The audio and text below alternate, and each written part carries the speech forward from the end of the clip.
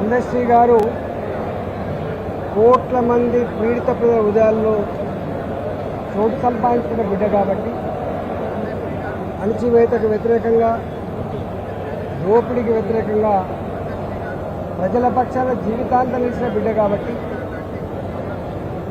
ఎక్కడ ప్రజల పోరాటం ఉంటుందో ఆ పోరాటానికి స్ఫూర్తినిచ్చిన బిడ్డ కాబట్టి ప్రజలకి తన పాట రూపంలో తన మాట రూపంలో జాగృతం చేసినటువంటి మహనీయుడు కాబట్టి ఆయన నిస్వార్థంగా ఆయన సినిమాలో పాటలు రాసిన ప్రజల కోసం పాటలు రాసిన ఆయన ఎక్కడ డబ్బుకు ఆశపడిన వ్యక్తి కాదు.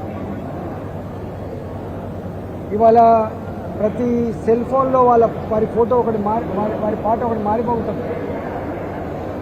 మనిషి అన్నవాడు అనేటువంటి పాట ప్రతి సెల్ ఫోన్లో ఉంటుంది.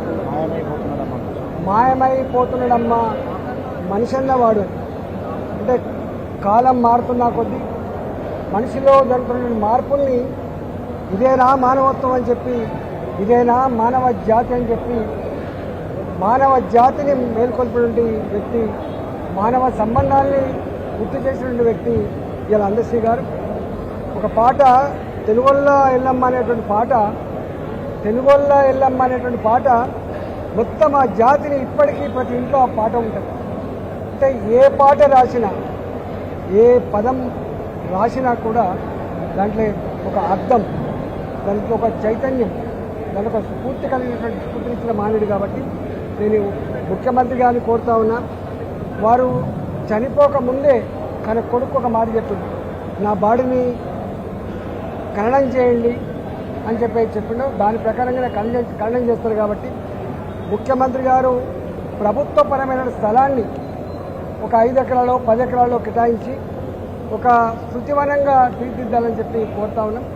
ఇలాంటి వాళ్ళు రేపటి జాతికి రేపటి మన తరాలకు ఆదర్శవంతం కాబట్టి వారి స్మృతివనం ఖచ్చితంగా వారి రేపటి పాటలు మాటలు వారి స్ఫూర్తి మనకు గొప్ప ఆదర్శంగా ఉండే ఆస్కారం ఉంటుంది కాబట్టి ముఖ్యమంత్రి గారు ఈ విషయంలో ఆలోచన చేసి తప్పకుండా ఈ పని చేస్తారని చెప్పి ఆశిస్తాం.